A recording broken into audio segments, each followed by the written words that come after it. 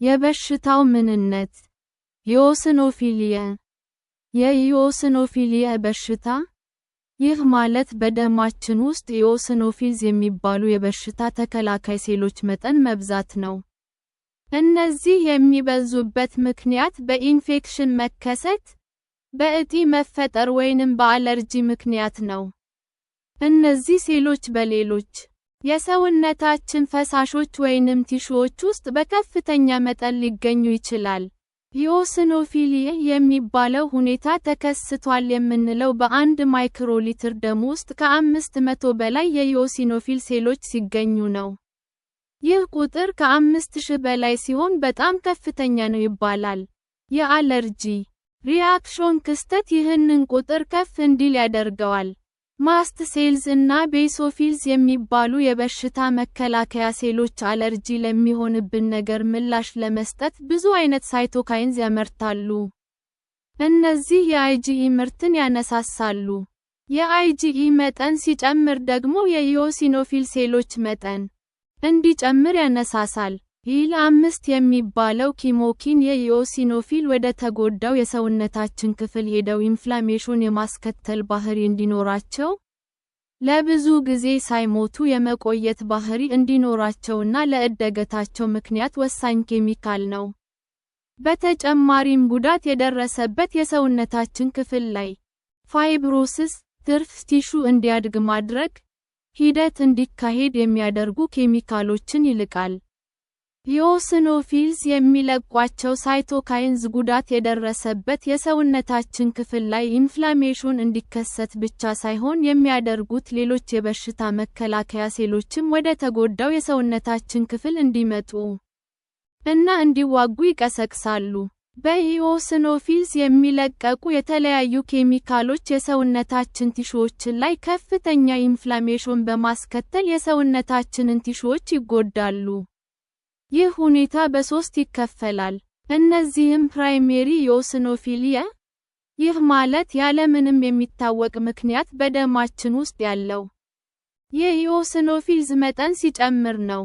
በዚህ መደብ ስር ኢዲዮፓቲክ እና ክሎናል የሚባሉ ንዑስ መደቦች አሉ። ክሎናል ፕራይሜሪ ኢኦስኖፊሊያ፣ ይህ ንዑስ መደብ ማለት ኮዘስ፣ የበሽታው መነሻ ምክንያት፣ በደማችን ውስጥ ያለው የኢኦስኖፊልስ መጠን እንዲጨምር የሚያደርጉ የተለያዩ ምክንያቶች አሉ። እነዚህም ፓራሳይት ኢንፌክሽንስ፣ የፓራሳይት ኢንፌክሽን፣ በደማችን ውስጥ ያለው የኢኦስኖፊልስ መጠን እንዲጨምር የሚያደርጉ የተለመዱ የፓራሳይት ኢንፌክሽኖች ሺስቶሶማያሲስ፣ ትሪክኖሲስ፣ ስትሮንጀሎይዳያሲስ እና አስከራያሲስ ናቸው። ድራግ ሪአክሽንስ፣ መድኃኒት መውሰድ፣ አንዳንዴ መድኃኒቶችን መውሰድ ያለምንም ምልክት ይህ ሁኔታ ኢኦስኖፊሊያ እንዲከሰት ያደርጋል። በደማችን ውስጥ ያለው የኢኦስኖፊልስ መጠን እንዲጨምር የሚያደርጉ የተለመዱ መድኃኒቶች አንቲባዮቲክስ፣ ፔኒሲሊን፣ ሴፋሎስፖሪንስ፣ ኖንስቴሮይዳል አንቲ ኢንፍላማቶሪ ሜዲኬሽንስ፣ አስፐሪን፣ አይቡፕሮፈን፣ ራኒቲዲን፣ ፎር ጋስትሮኤሶፋጂያል ሪፍላክስ፣ ፌነቶይን፣ አንቲሲዠር እና አሎፔሪኖል ዩስድ ቱ ትሪት ጋውት ናቸው።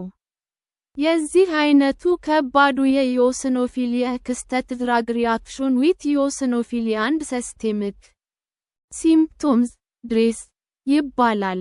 ኤቶፒ፣ ይህ ማለት ከአስም በሽታ፣ ከወቅት አለርጂ፣ ሲዞናል አለርጂስ፣ አልሶ ኮልድ አለርጂክ ራይናይትስ እና ኤግዘማ ከሚባሉ በሽታዎች ጋር በተያያዘ የኢኦስኖፊሊያ ሁኔታ መከሰት ነው። ይህ አይነቱ ክስተት ብዙ ጊዜ ህፃናት ላይ ይከሰታል። የምግብ አለርጂም ኢኦስኖፊሊያ እንዲከሰት ሊያደርግ ይችላል። ኢኦስኖፊሊያ ኤሶፋጃይቲስ (ኢኦኢ) ይህ ማለት ኢኦስኖፊሊያ የሚባለው ክስተት ከጉሮሮ በታች ባለው የምግብ ማስተላለፊያ ቱቦ ውስጥ ሲከሰት ነው። የዚህ ሁኔታ ከተከሰተባቸው 50% የሚሆኑት ሰዎች በደማቸው ውስጥም ኢኦስኖፊሊያ ይከሰታል። ካንሰርስ፣ የተለያዩ የካንሰር በሽታዎች፣ በተለይ ደግሞ የደም ካንሰር፣ የኢኦስኖፊሊያ ሁኔታ እንዲከሰት ያደርጋሉ። አኪዩት ማየሎይድ ሉኪሚያ (AML) ኢኦስኖፊሊክ ሉኪሚያ የሚባለው የደም ካንሰር አይነት በሽታ የኢኦስኖፊሊያ ሁኔታ እንዲከሰት ያደርጋል። ይህንን ሁኔታ የሚያመጡ ሌሎች የካንሰር በሽታዎች ማየሎፕሮሊፈሬቲቭ ኒኦፕላዝምስ፣ ኤሴንሻል ትሮምቦሳይቲሚያ፣ ፖለሲሚያ ቪራ፣ ቢሴል እና ቲሴል ለምፎማ፣ አደኖካርሲኖማዝ ኦፍ ዘ ጋስትሮኢንቴስቲናል ትራክት (ላንግ አንድ ሰርቪክስ) ናቸው። ሲምፕቶምስ የበሽታው ምልክቶች የኢኦስኖፊሊያ ሁኔታ ምልክቶች እንዳሉብን በሽታዎች አይነት መሰረት የተለያዩ ናቸው። ለምሳሌ በአስም በሽታ ምክንያት የተከሰተ የኢኦስኖፊሊያ ሁኔታ የተለመዱ ምልክቶች በተደጋጋሚ በከፍተኛ ድምፅ መተንፈስ መቸገር እና ትንፋሽ ማጣት ናቸው። በፓራሳይት ኢንፌክሽኖች ምክንያት የሚከሰቱ የኢኦስኖፊሊያ ሁኔታዎች የሚከተሉትን ምልክቶች ያሳያሉ። የሆድ ህመም፣ ተቅማጥ፣ ትኩሳት፣ ሳል፣ ቆዳችን ላይ ቀያይ ነጠብጣብ ነገሮች መውጣት፣ ተደጋጋሚ ኢንፌክሽኖች፣ እባጮች፣ ኒሞኒያ፣ የአፍ መቆሰል። የዚህ ሁኔታ ሌሎች ምልክቶች የሚከተሉት ናቸው።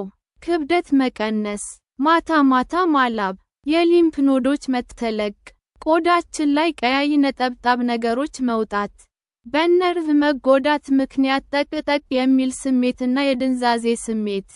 ከዚህ ሁኔታ ጋር ተያይዘው የሚመጡ ውስብስብ የጤና ችግሮች የሚከተሉት ናቸው።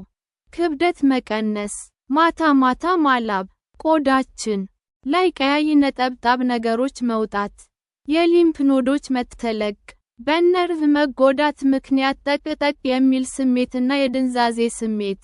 በተደጋጋሚ በከፍተኛ ድምፅ መተንፈስ መቸገር እና ትንፋሽ ማጣት።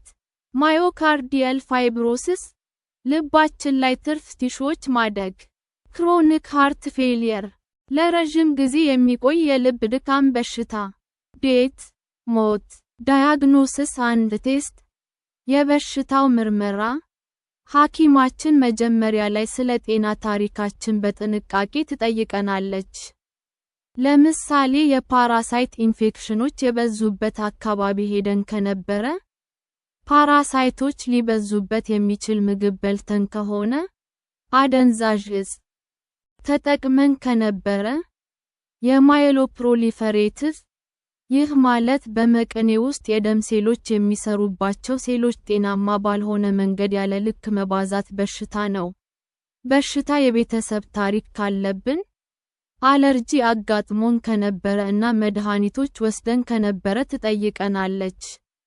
በተጨማሪም ሐኪማችን ስለሚሰሙን የበሽታ ስሜቶች ትጠይቀናለች። ለምሳሌ ከፓራሳይት ኢንፌክሽኖች ጋር በተያያዘ ያሉ የዚህ ሁኔታ ምልክቶች እየተሰሙን እንደሆነ ትጠይቀናለች። ሌላው ደግሞ ከሰውነት ኦርጋኖች ጋር በተያያዘ ያሉ የዚህ ሁኔታ ምልክቶች እየተሰሙን እንደሆነ ትጠይቀናለች። ላንግ ኢንፊልትሬሽን፣ ኢንፍላማቶሪ ባውል ዲዚዝ ኦር ቫስኩላይቲስ ኦፍ ቬሪየስ ኦርጋንስ፣ የቆዳ እና የመተንፈሻ አካላት አለርጂ ምልክቶች እየታዩብን ከሆነ ትጠይቀናለች።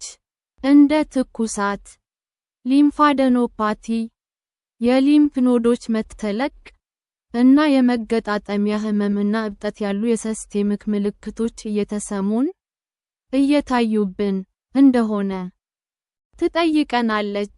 ድንገተኛ የጡንቻ መርገፍገፍን የሚከላከሉ መድኃኒቶች፣ ለሪህ በሽታ የሚወሰድ አሎፔሪኖል የሚባል መድኃኒትና ሴሚሰንቴቲክ የሆኑ ፔኒሲሊንዝ መድኃኒቶች ለኢኦስኖፊሊያ ሁኔታ መከሰት ትልቅ አስተዋጽኦ አላቸው።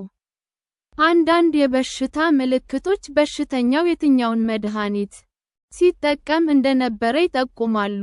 ለምሳሌ የጉበት ኢንፍላሜሽን በሽታ፣ ሄፓታይቲስ፣ ወይንም ድራግ ሪአክሽን ዊት ኢኦስኖፊሊያ። አንድ ሲስቴሚክ ሲምፕቶምስ ድሬስ፣ የሚባለው ሁኔታ ከታየ በሽተኛው ድንገተኛ የጡንቻ መርገፍገፍን የሚከላከሉ መድኃኒቶችን ሳይወስድ አልቀረም ማለት ነው።